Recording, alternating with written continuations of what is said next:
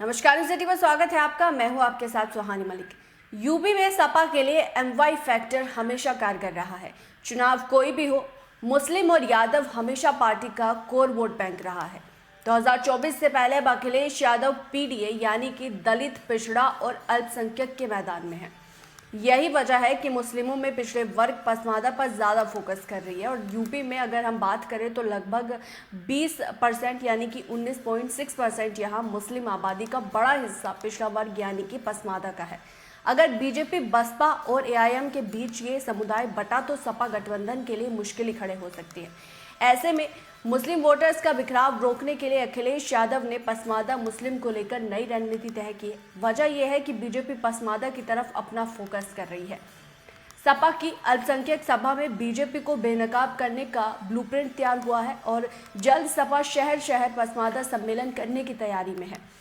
बता दें कि 24 का मुकाबला एनडीए और इंडिया के बीच होगा, क्योंकि एनडीए में यहाँ बीजेपी के जो भी दल है गठबंधन के, इंडिया में यूपी से रालोद और सपा है।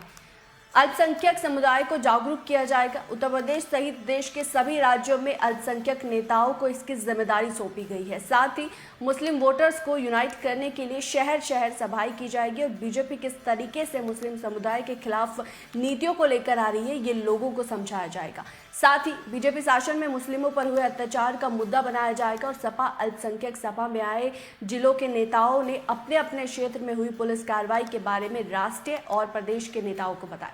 इसके बाद तय हुआ कि आने वाले चुनाव में बीजेपी के खिलाफ यही सबसे बड़ा हथियार होगा। सपा अल्पसंख्यक सभा में यूपी सरकार की बुलडोजर एक्शन पर भी चर्चा करेगी और कहा गया कि इससे मुस्लिम समाज को डराया गया, एक ही समुदाय को टारगेट किया गया और नेताओं ने कहा कि बुलडोजर एक्शन गलत है। इस नीति के खिलाफ आवाज उठाई जाएगी और 24 में ये भी एक बड़ा मुद्दा बीजेपी के खिलाफ बनकर आएगा। बुलडोजर नीति के खिलाफ सपा और रालोद अभियान चलाएगी। खासतौर पर मुस्लिम समाज के लोगों की आवाज उठाई जाएगी। इस सभा में कहा गया कि बीजेपी यूपी की कैबिनेट में कुछ मुस्लिम नेताओं को शामिल कर पूरे देश में संदेश देने की कोशिश करेगी, लेकिन वो पसमादा के हितैषी नहीं हो सकते।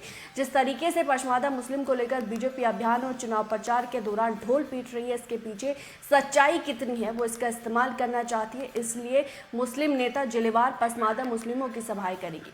अगर हम देश में मुस्लिमों की आबादी की बात करें तो देश में मुस्लिमों की आबादी लगभग 16% है, 16.56% है।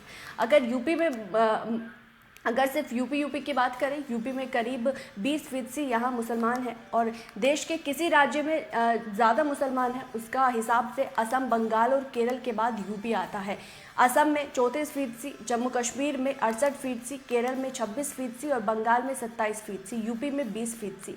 यूपी में 80 लोकसभा सीटें और 403 विधानसभा की सीटें हैं, जिसमें से लगभग एक तिहाई यानी कि 143 विधानसभा सीटों पर मुस्लिम वोटर प्रभावशाली है। बता दें कि ऐसी सीटें हैं जहां मुस्लिम उम्मीदवार यहां अपने दम पर जीत हासिल कर सकते हैं। इन्हीं सीटों पर मुस्लिम विधायक बनते रहे हैं और साल 2014 के लोकसभा चुनाव में यूपी में एक भी मुस्लिम सांसद नहीं बन पाया था और साल 2019 में यूपी से 6 मुस्लिम सांसद चुने गए थे, जिसमें बसपा और सपा के 3-3 सांसद रहे। बसपा से कुंवर दानिश अमरोहा से तो अफजाल अंसारी ने गाजीपुर और सहारनपुर से हाजी फजलुर रहमान ने जीत हासिल की।